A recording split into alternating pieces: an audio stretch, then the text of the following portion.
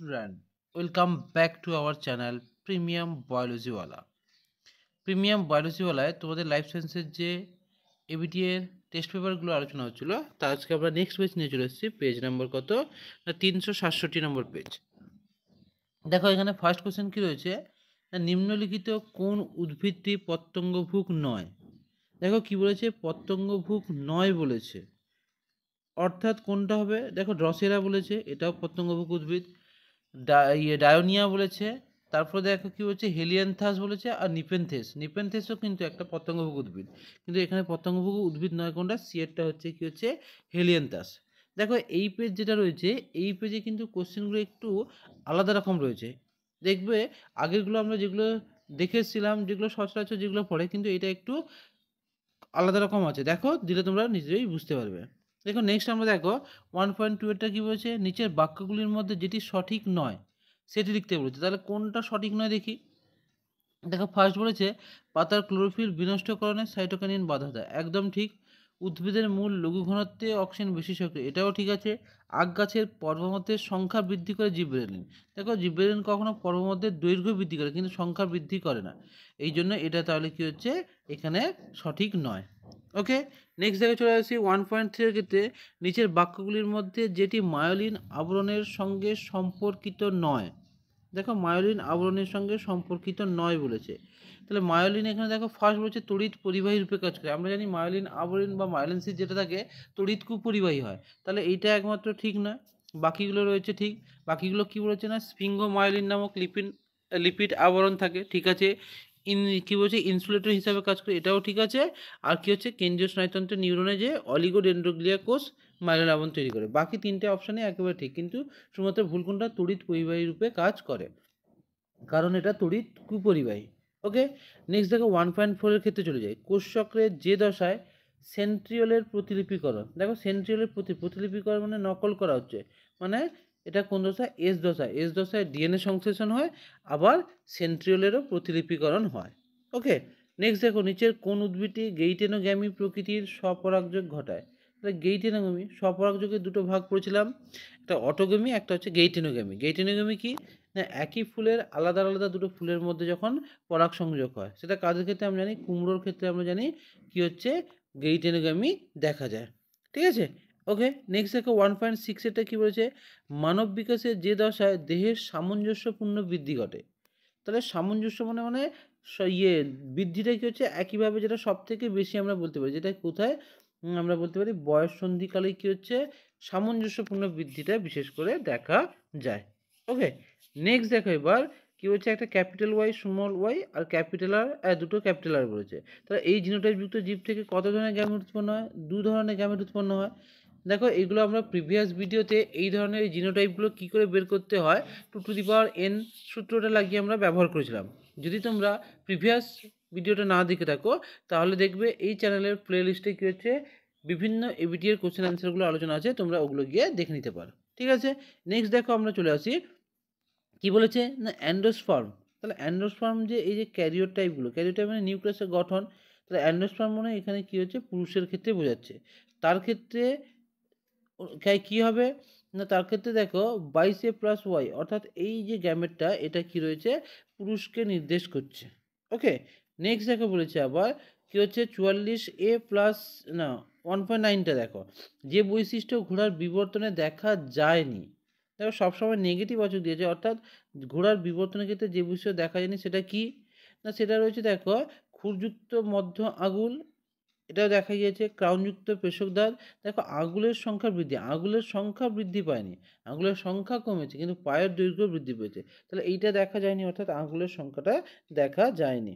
Next দেখো নিচের কোন অঙ্গটি নিষ্ক্রিয় অঙ্গ নয়। তাহলে নিষ্ক্রিয় অঙ্গ নয় কোনটা, অ্যাপেন্ডিক্সও দেখো নিষ্ক্রিয় অঙ্গ, প্রিকাস হেমুলানিসও নিষ্ক্রিয় অঙ্গ, কক্সিসও একটা নিষ্ক্রিয় অঙ্গ, গিনিপিগের ক্ষেত্রে দেখো এইটার সক্রিয় অঙ্গ সিকামটা রয়েছে, তাহলে এটা নিষ্ক্রিয় অঙ্গ নয়, ঠিক আছে।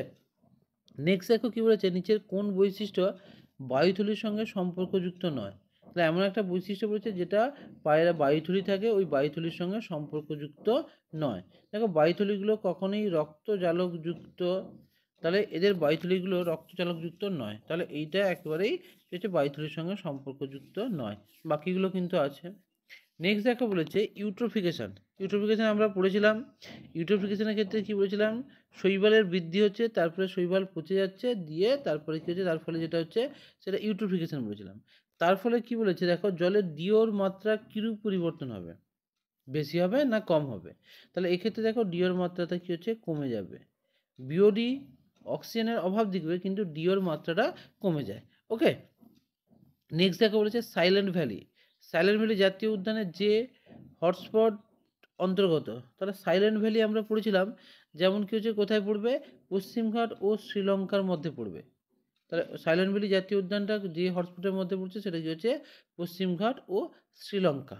ওকে, নেক্সট দেখো বলেছে কি বলছে, বার্সি রডোডেন্ড্রন। তাহলে বার্সি রডোডেন্ড্রন স্যাংচুরি। বার্সি রডোডেন্ড্রনের সঙ্গে দেখবে একশৃঙ্গ গন্ডার, রেড পান্ডার সম্পর্ক রয়েছে। একশৃঙ্গ গন্ডার বলছি না, রেড পান্ডার সংরক্ষণ রয়েছে। বার্সি রডোডেন্ড্রন যেখানে কি হচ্ছে বাঁশের ক্ষেত্রে পড়েছিলাম, তাহলে তার সঙ্গে রেড পান্ডার সম্পর্ক রয়েছে। তাহলে এটা কি হয়েছে, কি জন্য বিখ্যাত, না রেড পান্ডার সংরক্ষণের জন্য বিখ্যাত। ওকে, নেক্সট দেখো 1.15টা কী বলেছে, নিচের যে অঙ্গের এইচ অক্ষরের ন্যায় ধূসর বস্তু দেখা যায়। তাহলে ধূসর বস্তু দেখা যায়, কিন্তু কার মতো, এইচ অক্ষরের ন্যায়। এইচ অক্ষরের ন্যায় মাত্র ধূসর বস্তু দেখা যায় কোথায়, আমাদের সুষুম্নাকাণ্ড বা স্পাইনাল কর্ডের মধ্যে এই এইচ অক্ষরের ন্যায় কী হচ্ছে, ধূসর বস্তুটা দেখা যায়। ওকে, নেক্সট দেখো বলেছে 2.1-এর ক্ষেত্রে বলছে উদ্ভিদের মূল ড্যাশ ঘনত্বে অক্সিজেনে বেশি সক্রিয়। তোমরা জানো পর থেকে যে উদ্ভিদের মূল সবসময় কম ঘনত্ব অর্থাৎ লঘু ঘনত্বের ক্ষেত্রে কী হচ্ছে, সক্রিয় হয়। তাহলে উদ্ভিদের মূলগুলো কী হচ্ছে, লঘু ঘনত্বে কী হচ্ছে, অক্সিজেন বেশি সক্রিয় হয়ে থাকে।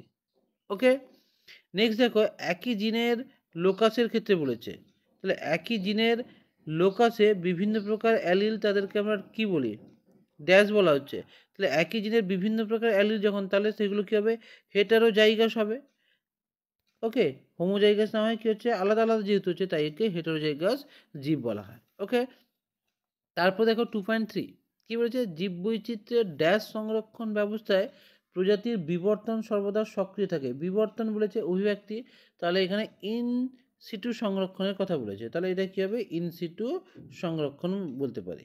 ওকে, ল্যামার্কবাদের কী হচ্ছে, ড্যাশ প্রতিপাদ্য থেকে নিষ্ক্রিয় অঙ্গের ধারণা পাওয়া যায়।